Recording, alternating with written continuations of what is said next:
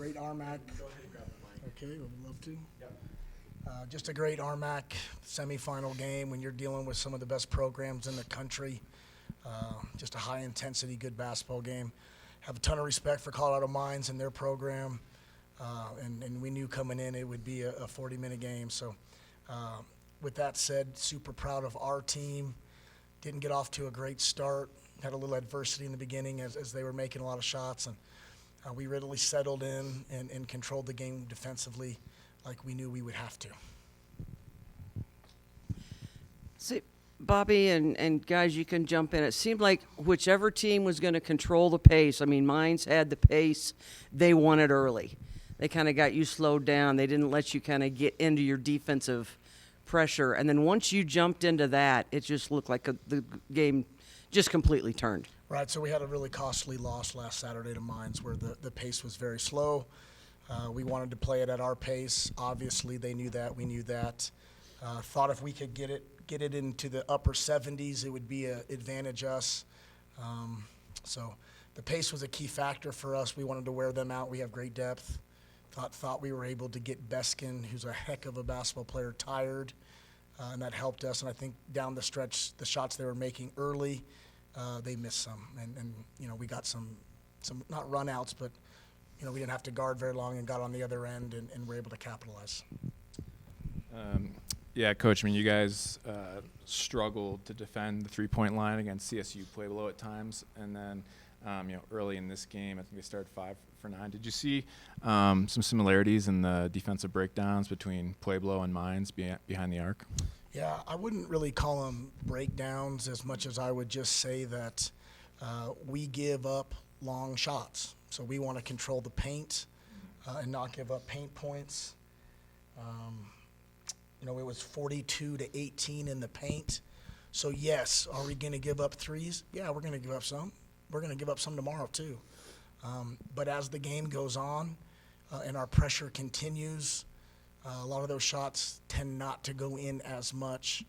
Statistically speaking, last year we weren't playing as much pressure defense as we are this year, but our three-point percentage defense is the same.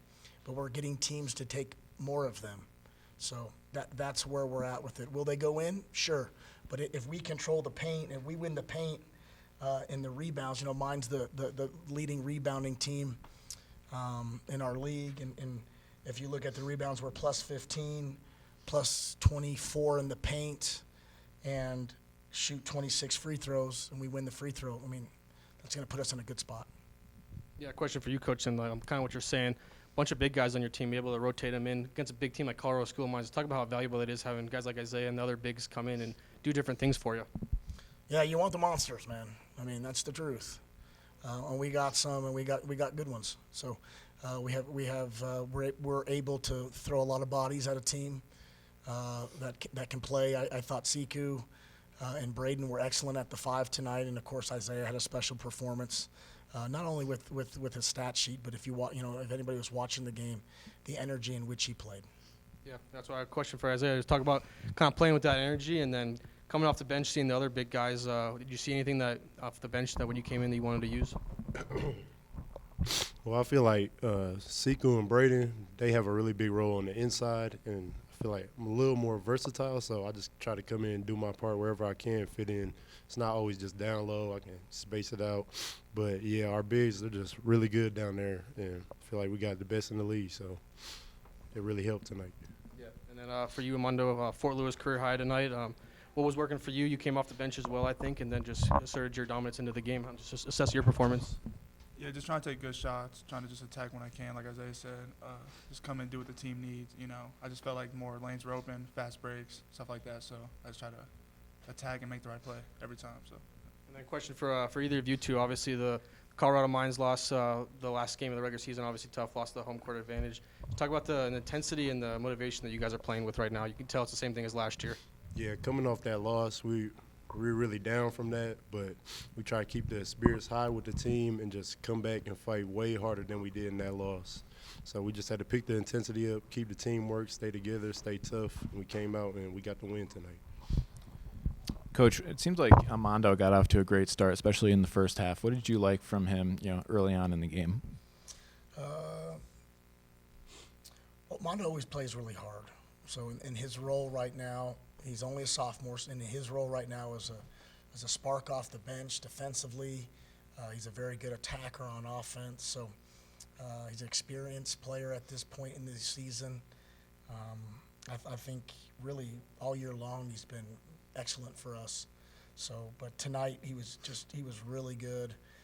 He does so many things that don't show up on the stat sheet a lot, as far as just deflections and being in a gap and doing all the things that it takes to win. So, very thankful to have him in the program, and you know, he's just a young buck, so he's got some time. He got some time to go. Yeah, and Coach, I mean, Sekou really started the second half well. I think he had 5 points in the first couple of minutes. You know, what was your message to the guys at halftime? And you know, was there a big emphasis to keep getting him paint touches? Well, we wanted to get it in the paint, Yeah. you know, all year if we can. We want to get it in the paint the best we can, but thought we had an advantage there. You know, we got 2 older players, and Romack, the freshman of the year, an outstanding player, but still young. So we thought we had an advantage there and wanted to get it into him. Colorado Mines historically doesn't double the post, so we figured that would be the same, and it was. And we just wanted to get it into the paint as much as we can. You know, obviously, shots closer to the basket tend to go in more. Yeah, and you know, you guys, you know, like previously mentioned, you struggled, you know, against Colorado School of Mines in the regular season finale for both Mondo and Zay. You know, what are the biggest things that you learned from that game, and how do you think that what you learned transitioned into tonight's game? I would say we kind of got hit in the face by, like, you know, we were, like, I think we were just, like, we weren't playing as hard as we knew we could because we had some good wins. We were on a streak, and, you know, we kind of let up. I feel like we let our foot off the gas, and I feel like tonight it showed that, like, I feel like we're back kind of playing hard again, and that's what really switched. It raised our intensity as a whole.